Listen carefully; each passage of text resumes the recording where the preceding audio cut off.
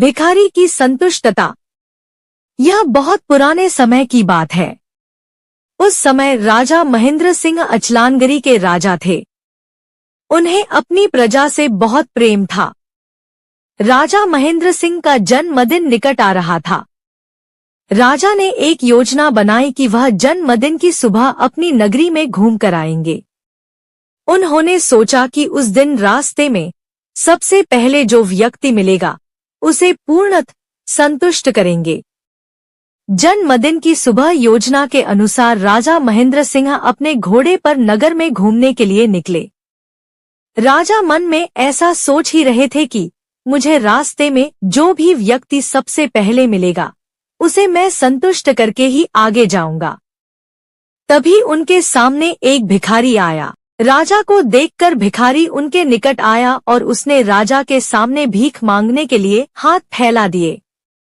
राजा ने भिखारी की ओर देखा और घोड़े पर बैठे बैठे ही एक तांबे का सिक्का उसकी ओर उछाल दिया।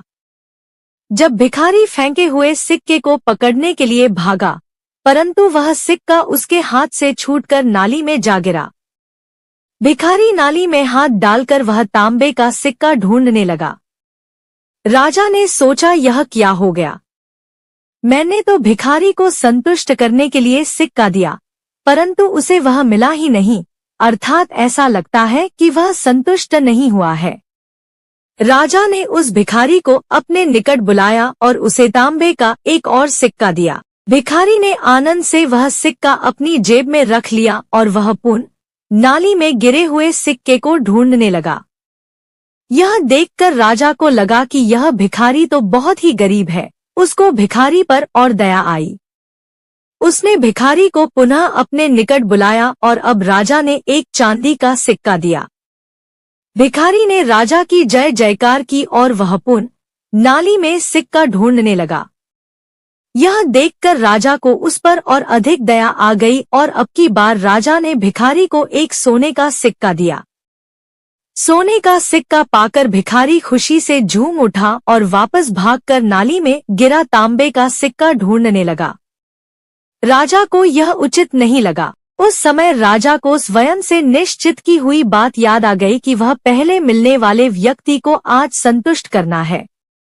उसने भिखारी को पुनः निकट बुलाया और उससे कहा कि मैं तुम्हें अपना आधा राजपाट देता हूँ, अब तो तुम संतुष्ट हो ना?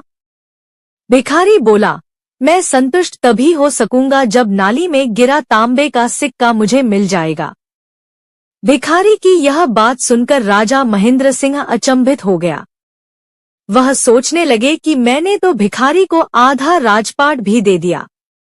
इतना सब कुछ मिलने पर भी भिखारी का मन नाली में गिरे तांबे के सिक्के में ही अटका रहा। यदि किसी के मन की स्थिति इस प्रकार होगी तो वह मनुष्य कैसे संतुष्ट हो पाएगा? हमारी स्थिति भी उस भिखारी के जैसी ही होती है।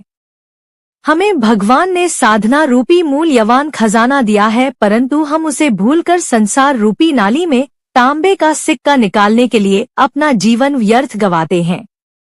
भगवान ने हमें सब कुछ दिया है, परंतु हमारे पास जो नहीं है उसे पाने के लिए ही हमारा मन कितना उतावला रहता है।